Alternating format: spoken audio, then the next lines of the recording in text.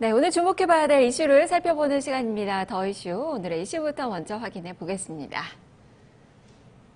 미중 정상회담 코앞, 무역전쟁 해결 물꼬 틀까?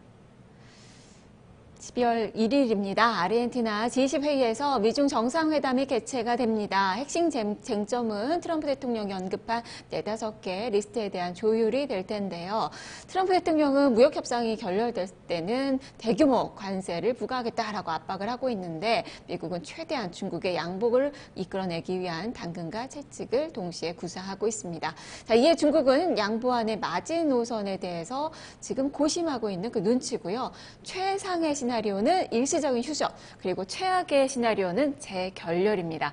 어떤 시나리오가 또 가능성이 있는지 또 이에 따른 주식시장의 영향들 짚어보도록 하겠습니다. FN가이드 이가연 연구원 만나보죠. 연구원님 안녕하세요. 안녕하세요. FN가이드 이가연 연구원입니다. 네, 전 세계가 집중하고 있는 이벤트 이번 주말에 있습니다. 바로 미중 정상회담인데 이 미중 정상회담의 관전 포인트를 어떤 점들을 볼 수 있을까요? 전 세계가 주시하고 있는 미중 무역 회담이 내달 1일에 열 예정입니다. 시장이 주시하고 있는 이유는 G1과 G2 간의 분쟁으로 글로벌 성장세가 재차 둔화될지에 대한 여부를 확인하기 위해서인데요. 이번 미중 정상회담에서의 관전 포인트는 두 가지가 있겠습니다. 미중 무역 협상이 타결될지, 현상 유지될지, 심화될지를 확인해야 하고, 미중 무역 분쟁이 현재 지대권 분쟁으로 번졌는데, 이후에는 어느 방향으로 번질지, 미국이 중국에 어떠한 것을 추가적으로 요구할지에 대해서 체크해야 할 문제가 있습니다. 보복관세 부과가 취소가 된다면 무역 협상 타결에 성공한 것이고, 미국의 중국산 제품 2천억 달러에 10% 관세 부과를 유지하면 무역 협상은 현상 유지, 2천억 달러 중국산 제품에 관세 25%를 부과한다면 무역 협상이 실패한 것으로 해석할 수 있겠습니다.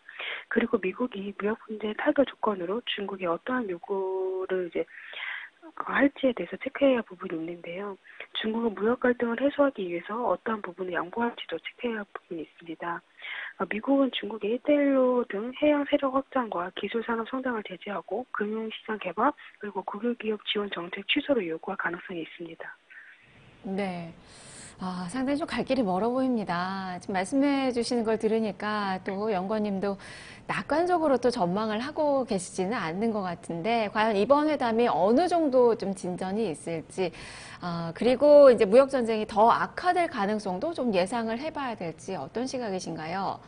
네, 이번 미중 무역 분쟁 협상은 현상 유지될 가능성이 높다고 보는데요. 월스트리트 저널도 지난 29일에 미국과 중국이 관세 전쟁의 확전을 일시적으로 보류하고 강범위한 무역 협상을 재개하는 방향으로 조율 중에 있다고 보도한 바 있습니다.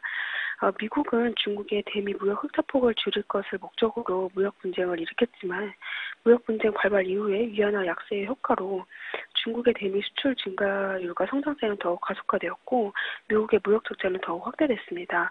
그래서 관세를 부과하는 무역 분쟁은 더 이상 의미가 없다고 할 수 있겠는데요. 그리고 미국은 처음부터 무역 수지 개선을 목표로 중국과 분쟁을 시작한 것이 아니라 중국의 굴기를 제한하고자 시작했습니다. 그래서 무역 분쟁은 장기화될 가능성이 상당히 높습니다. 미국은 앞서 일본과도 무역 분쟁을 시작으로 환율 전쟁, 금융 전쟁을 일으켰습니다. 현재 미국은 중국의 무역 분쟁을 시작으로 지배권 분쟁으로 확산시켰고 향후 환율 전쟁과 금융 전쟁을 일으켜서 중국의 굴기를 제한할 전망입니다. 네. 자, 그러면 이제 중국 증시에 미친 영향들을 한번 좀 봐야 될 텐데, 지금 중국 증시 상당히 좀 눈치 보는 그 모습이 좀 펼쳐지고 있습니다. 이 회담 이후에 좀 방향성은 어떻게 예측해 볼 수 있을까요? 네, 과거 경험을 미루어 보면 항상 주요 이벤트가 있던 당일은 급등하는 일이 잦았습니다. 결과가 어떻게 나오든 시장은 불확실성이 해소됐다는 점에서 상승을 보이곤 했는데요. 다만 미국과 중국 간의 무역 분쟁으로 중국 경제 성장세가 약화되고 있고 미국의 중국 기술산업 견제로 3차 산업 경기도 부진하고 있습니다. 이에 따라서 중국 당국은 인프라 투자 확대 등을 통해서 단기적 경제 하방 압력을 해소할 전망이고 이와 관련된 정책도 이미 발표된 바가 있습니다. 그리고 기술산업의 미국 의존도를 낮추기 위해서 기술산업 육성에 더욱 주력할 전망입니다. 이번 무역 분쟁 촉발로 당국이 앞서 시행해오던 금융 레버리징 정책가 완화될 전망입니다. 지방 정부의 부채 단속도 완화되고 통화 긴축도 완화되고 레버리징 강도도 낮춰질 가능성이 있기 때문에 부동산, 인프라 투자가 확대되면서 경기 민간 업종의 경기가 재차 호전될 가능성이 있다고 봅니다. 그래서 이와 관련된 기업과 종목 상승 흐름에 주목할 필요가 있겠습니다. 네, 알겠습니다. 말씀 잘 들었습니다. 네, 감사합니다. 네, 무엇보다 미중 무역 협상, 기존 정도의 수준일 것이다. 무역 전쟁은 좀 장기화될 가능성이 있다라는 이야기고, 중국 증시도 일시적인 반등은 좀 가능하지만 이 장기화를 조금 더 반영하는 흐름이 앞으로 전개될 가능성이 있다라는 그 이야기입니다. 자, 그러면 주식시장 측면에서 좀 더 자세히 좀 짚어보도록 하겠습니다. 허준식 해설위원입니다.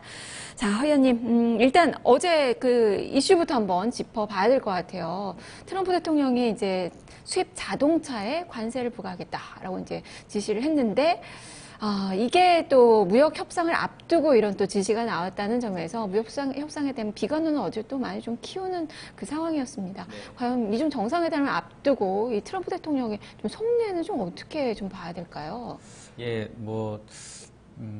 일단 어제 나왔던 이야기들은 약간 제너럴 모터스 구조조정 건하고도 좀 연결돼 있다고 네. 보셔야 될 것 같은데요. 아무래도 그전에는 별다른 얘기 없다가 제너럴 모터스 나오고 나서 네. 이제 왜 제너럴 모터스가 그렇게 중국 쪽 공장은 갖고 있으면서 북미 쪽은 문 닫냐 이런 쪽에 대한 불만들을 표시하면서, 그러면 밖에 나가 있는 게 들어와야 되는 것이니까 아무래도 수입차에 대한 관세 이 부분에서 형평성이 안 맞는 부분을 자기가 나서서 이제 정리하겠다라는 거죠. 그러니까 미국에서 들어올 때는 중국은 40%를 물리고, 미국은 중국선에서 차 가져올 때 이제 27% 관세 부과하고 있으니까 자동차에 대해서는 같은 수준까지는 올려야 되는 건 아니냐. 그러면 이제 좀 같아지기라도 한다라는 거고요. 그러면 차들이 좀 덜 팔리던 것들이 팔릴 수도 있을 것이기 때문에 공장들도 들어올 수도 있겠고 이런 식으로 좀 보고 있는 것 같아요. 근데 이제 전체적으로는 그렇고요. 그리고 이제 무역법 관련해서도 이전부터 생각하고 있었던 것인지 아니면 갑자기 돌발적으로 어제 그냥 나온 건지는 저희가 알 수는 없는데, 단기적인 이슈로만 봐서는 뉴스가 일단 제너럴 모터스 구조조정권 이후에 나온 거니까요. 그쪽이랑 약간 연결된 흐름 아니었을까라고 보고요. 어떤 의도를 가지고 G20 중국 만나기 전에 의도를 가지고 했다기보다는 그냥 나오는 결로 봐서는 제너럴 모터스 이슈가 좀 크지 않았을까라는 생각을 개인적으로 해봤고요. 그리고 그 통상 이슈 관련해서는 지금도 좋다는 이야기를 계속 하고 있는 거 보니까 사실 미국 입장에서는 아쉬울 것 없고 현재 국면도 급할 것 없고 이런 식으로 약간 계속해서 좀 미국 입장에서 봤을 때 중국 길들이기 계속 하겠다라는 이런 식으로 해서 전체적인 분위기는 아직까지도 협상 관련해서는 미국이 좀 어떤 주도권을 쥐고 있지 않나라는 느낌이 들 정도인 것 같고요. 네. 그리고 GM 건하고 연결해서 차 관세는 좀 해석해 보시는 게 옳지 않겠나 이렇게 보여집니다. 네.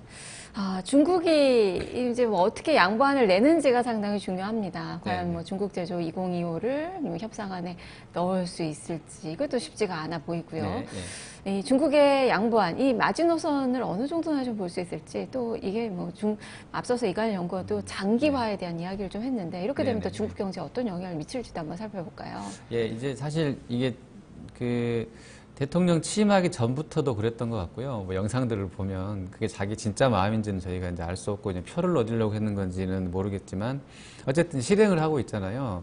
대통령 되고 난 이후로는 좀 조용하는 것 같더니 결과적으로는 이제 중국을 건드리면서 본인들이 적자를 너무 많이 보고 있는 쪽에서는 다시 돈을 좀 돌려받아야 되겠다는 것이 이제 트럼프 대통령 입장인 것 같고요. 그런 얘기들은 본인이 사업할 때부터 아마 계속 마음속에 두고 있었던 얘기들을 실제로 지금 행동에 옮겼다라고 볼 수 있는데, 직접적으로 이제 서로 관세를 직접 부과해서 나온 지는 이제 한 5달 지났거든요. 이게 7월 정도에 출발했으니까, 그리고 2천억 달러짜리 좀 큰 거 나온 지는 이제 9월 말에 했으니까 한 2달 정도 지났습니다. 시간이. 근데 겉으로 보기에는 좀 이렇게 실물 지표라든지 이런 거 발표되는 내용들 보면 아주 크게 영향을 주고 있는 것 같지는 않거든요. 제가 느끼기로는. 그래서 무역 전쟁인가 싶을 정도로 지표들이 아직은 좀 버텨주고 있는 국면인 것 같아요. 물론 이제 각 국가 내부적으로 어떤 흐름들은 있었겠죠. 꼭 그거 아니더라도. 근데 어쨌든 나쁜 것 같지는 않고요. 그래서 생각해보게 되는 것은 뭔가 이렇게 이런 그 무역 협상에서 나왔던 관세 부과들을 실질적으로 실무적인 입장에서는 최일선 기업들이 뭔가 피해가는 조치들이 있어서 우리가 이제 언론 보도나 이런 게 나오진 않았지만 어떤 예외 조치들이 있어서 실제로 이렇게 뭐 밖에서는 관세 부과해서 뭐 무서울 것 같지만 양국 간의 통상이 실제로는 아주 나쁘진 않다라는 생각도 좀 해보고 있고요. 그리고 아마 이제 내년에 있을 더 큰 금액의 관세, 그러니까 기존에 2천억 달러 했던 것은 관세 유리 높아질 수도 있겠고, 그리고 이제 최종적으로 나머지 2,700억인가요? 그거 이제 2,700억 달러인가요? 그거 나올 수도 있어서 말 그대로 이제 밀어내기 물량이 좀 커서 9월 이후로 좀 오히려 더 좋았을 수도 있다는 생각 좀 해보고 있거든요. 그리고 계절적으로 이제 연말연시 성수기다 보니까요. 그 앞둔 상황이다 보니까 아무래도 이제 기업체들이 좀 더 많은 양들을 수출입했을 수 있어서 물동량이 좋았다고도 볼 수 있겠고요. 하지만 증시만 보면 중국하고 미국이 뭐 썩 좋은 편은 아니었던 것 같고요. 그리고 이제 한 달 있으면은 새해가 시작되는데요. 그럼 저번에 하기로 했던 그 2천억 달러 관세가 현재 10인데 그 율이 25가 될 수도 있는 거고 25%가. 그리고 무역 분쟁이 아까 연구원도 이야기했지만 대부분의 전문가들 시각은 아직도 이제 뭐 그 재선이는 2020년 겨울이잖아요. 그러니까 딱 지금 2년 남았는데 그때 또는 최악의 경우는 그 이후로도 계속 가져갈 수 있는 이슈라서 중국 입장에서는 뭐 주거래손 중에 하나라고 볼 수 있는 미국과의 관계가 틀어지기 시작하면 뭐 직관적으로 그냥 뭐 경기가 썩 좋을 리는 없겠죠. 그리고 지금 GDP 전망 나오는 것만 보면 최악 뭐 UBS는 5%대 중반도 보거든요. 좀 심화된다고 하면 무역 전쟁이 더 악화되면 중국은 5%대까지 빠진다 GDP가 이렇게 보기도 하고요. 그리고 골드만삭스 같은 데서는 지금 내년도에 한 6.2 정도까지 나올 거라고 봅니다. 좀 안 좋은데요. 올해가 6% 중후반이니까 내년에 더 훨씬 더 악화된다고 보는 건데 보면 뭐 무역 전쟁이라는 외부 요인도 있지만 내부적으로 그쪽 부동산이라든지 뭐 부채 이런 것도 좀 힘든 상황이어서 그렇게 보는 거고요. OECD에서도 최근에 나오는 거 보면 내년도 전망치는 6.3까지 지금 낮춰놓은 그런 상황이거든요. 그래서 대체로 보면 한 UBS가 조금 낮게 보고 있고요. 좀 심각하게 보는 것 같고요. 5% 중반이니까 대체로는 한 6% 초중반까지는 중국은 GDP가 좀 안 좋아질 수 있겠고, 물론 이제 뭐 시나리오를 봐야 되겠습니다. 시나리오로 다를 수는 있습니다만, 최악 국면일 경우에는 뭐 5%대도 가능하다. 이런 비관론들까지 나오고 있습니다. 네. 일단 뭐 트럼프 대통령이 좋다라고 얘기를 해도 지금 미국과 중국 간의 이 간극이 상당히 좀 벌어져 있는 그 상황이라서 쉽지는 않아 보이는데 시장에서 뭐 최악의 시나리오, 뭐 최고 시나리오, 뭐 기본적인 시나리오 이렇게 뭐 세 가지를 이야기를 또 많이 하더라고요. 시나리오별로 또 금융시장에도 반응이 좀 달라질 텐데 또 어느 시나리오가 그래도 가장 큰 가능성이 있는지 시나리오별로 한번 살펴볼까요? 예, 그 시나리오가 한 세 가지인데요. 그냥 여러분도 이제 생각하시기에 잘 될 거, 그 다음에 좀 조금 잘 되고 아니면 최악으로 끝날 거 뭐 이 정도인데요. 각 사별로 조금씩 다르게 보기는 하는 것 같은데요. 여러분도 한번 생각은 해보시면 좋을 것 같습니다. 근데 뭐 일부 증권가에서는 가장 좋을 확률을 뭐 절반 이상으로 보기도 하고 낙관론도 있긴 한데 그건 이제 뭐 가봐야 되는 건데요. 그 회담은 아마 12월 1일 날 개최가 될 겁니다. 둘이 이제 만나는 것은 미국, 중국이. 그리고 핵심 의제라고 하면 중국 위안화가 지금은 이제 뭐 달러 위안이 7.00을 가나 막 이런 우려도 있었었는데 그 정도는 미국 입장에서 좀 불편했었던 상황이고 사실 이게 이렇게 되면 중국도 자본 유출권을 우려할 수밖에 없는데 다행스럽게도 그 6.9선 중후반에서는 떨어졌거든요. 다시 또 안정된 흐름인데 어쨌든 이번에 나올 의제 중에 하나는 중국이 위안화를 적자시켜 줄 것인가의 여부하고요. 그다음에 중국 정부에서 이제 기술 이전 관련된 내용들하고 지적재산권 침해 방지권, 그다음에 관세 부과 실제로 더 높아지거나 아니면 나머지 남아있는 거 다 집행할 건지 뭐 이런 식으로 의제는 나올 것 같고요. 그리고 미국의 상업용 컴퓨터 해킹 방지권이라든지 내년 1월에 있을 뭐 2천억 달러 25% 관세 부과 실제로 이제 집행이 또 되게 되는지 10에서 25%로 그게 어떻게 될지도 좀 결정될지 주목해 보셔야 될 것 같습니다. 그리고 나바로 국가무역위원회 위원장이 정상회담에 원래는 안 간다고 했다가 예, 가는 것처럼 지금 나와 있어서 실제로 갈지는 모르겠는데요. 뭐 지금 분위기로는 같이 가는 걸로서 지금 어제 나와 있는 것 같은데 어쨌든 그분이 좀 강경파라고 하니까 그렇습니다. 그래서 이런 변수들 하에서 시나리오도 좀 짜볼 수 있을 것 같은데요.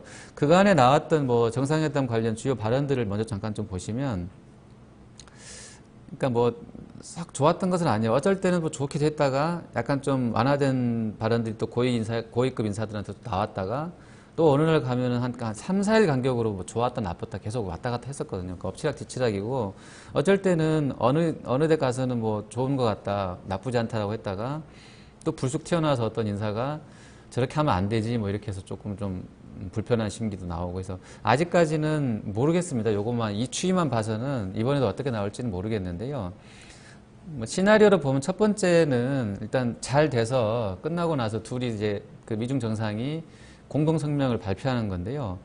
그 성명 안에서는 이제 협상이 완료되고 양국이 그동안 했던 관세를 다 이제 철회하는, 취소하는 절차로 가는 겁니다. 이 확률이 얼마일지를 여러분이 좀 보셔야 될 것 같은데 현대차 증권에서는 이걸 절반 정도는 보고 있더라고요. 최근 리포트에서. 그리고 두 번째는 합의문까지는 아니지만 약간 의견이 그래도 좀 좁혀지는 거, 이제 평행선 달리던 것이 좀 간극이 줄어드는 건데 그러면서 가까운 시일 내에 이제 어떤 합의도 도출하자라는 것으로 나오는 확률은 한 40%로 보기도 하던데요. 그러면서 내년 1월 달에 올리기로 한 그 2천억 달러 25% 관세 인상도 일단 유예하는 것으로 그런 나올 확률도 한 40%. 그리고 마지막에 이제 좀 비관적으로 아무런 소득이 없이 끝날 확률, 그다음에 뭐 합의 도출 실패, 그래서 내년 1월 달에 그대로 예정대로 25% 관세도 인상하고 뭐 이렇게 나가는 쪽인데요. 일단 증권사에서 이제 어떻게 보냐가 뭐 큰 의미는 없겠습니다만 이렇게 세 가지 중에 어떤 게 가장 뭐 확률이 높은가, 이 부분은 사실 뭐 우리가 판단하기 좀 어려운 국면인데요. 그래서 여러분께서 이건 보셔야 될 것 같고요. 여러 가지 시나리오나 가능성도 있고 한데 시장이 그냥 제 개인적인 판단에서는 일단은 악재 부분을 어느 정도 좀 반영하고 있다고 봅니다. 그래서 한국도 보면 PBR을 봤을 때는 어떤 그 침체 수준을 반영한 거의 10년 전에 서브프라임 때 만들었던 PBR까지 빠져 있다고 하는 게 중론이기 때문에요. 악재들은 좀 상당 부분, 물론 이제 최근 코스피 1985, 코스닥 617에서 많이 지금 올라와는 있잖아요. 그래서 그러면 이 악재 만약에 다 틀어지면 다시 1985 가고 코스닥은 617까지 빠지나 그럴 수도 있겠죠. 물론 이제 상황에 따라서는. 근데 그걸 더 깨고 내려간다든지 하는 상황은 안 나올 것 같기 때문에요. 악재가 상당히 반영돼 있고 그리고 생각하는 것 이상으로 어떤 큰 범위를 벗어나는 그런 행동들이 안 나온다 그러면 그래서 제가 볼 때는 시장에서 느낄 그 충격이 아주 크지는 않다. 이렇게 좀 조심스럽지만 그렇게 예상해 보고 있습니다. 네, 그러면 이제 국내 증시에 좀 어떤 영향을 미치게 될지 투자 전략까지도 같이 살펴볼까요? 예, 뭐 이건 좀 단순할 수 있을 것 같은데요. 우리가 일단 결과를 모르기 때문에 오늘 당장 어떻게 하셔야 된다라는 것은 저희가 알 수는 없습니다. 그래서 물론 이제 이 부분은 갖고 계신 그 섹터나 업종 종목군에 따라 다르게 다 전략을 짜셔야 될 것 같고요. 그래서 이 부분은 이제 투자자 본인 판단에 따라 달라질 것 같은데 그 어떤 전망과 이런 확률적으로 봤을 때에 뭐가 가장 높을 것 같다라는 것을 좀 생각해 보시고 거기에 따른 적절한 대응은 필요하실 것 같고요. 하지만 저는 별로 큰 영향은 없지 않겠냐. 조금 물론 단기로 이제 뭐 틀어져서 또 흔들릴 수도 있겠지만 다시 조금 자리를 잡아가지 않겠냐고 보고 있고요. 증권가에서 나온 건 두 곳만 소개해 드릴 건데요. KB 쪽에서는 정상회담 끝나고 나도 이제 뭐 실적에 대한 우려들, 그다음에 연준 또 긴축권, 물론 이거 단기는 좀 완화됐습니다만 이런 우려들도 있고 하기 때문에 또 위안화 절상권이나 중국 시장 개방에 대한 어떤 언급 이런 게 구체적으로 안 나오면 다 알고 있던 거라서 시장에서 별로 영향이 없을 것으로 보고요. 이런 게 나와주면, 그러니까 위안화 절상권이라든지 시장 개방 같은 게 정말 광범위하게 나와주면 좀 긍정적이지 않겠나 이렇게 좀 보고 있고요. KB는. 그다음에 하나금융투자는 결론적으로는 가시적인 성과를 기대하지 말자라는 쪽인데요. 워낙에 지금 뭐 대폭적으로 위안화를 절상시킨다든지 시장을 중국이 공산권인데 공산당 장악하고 있는데 다 개방한다든지 또는 4차 산업에 대한 경쟁을 그러니까 중국 제조, 첨단 제조 2025를 포기해야만 이게 지금 끝날 수도 있을 것 같은데 이게 시진핑 주석 입장에서 봤을 때는 그렇게 쉬운 문제가 아니기 때문에 단기간에 뭐 미국이 저렇게 뭐 겁준다고 해서 이렇게 당장 중국이 손들고 나올 수는 없다라는 거고요.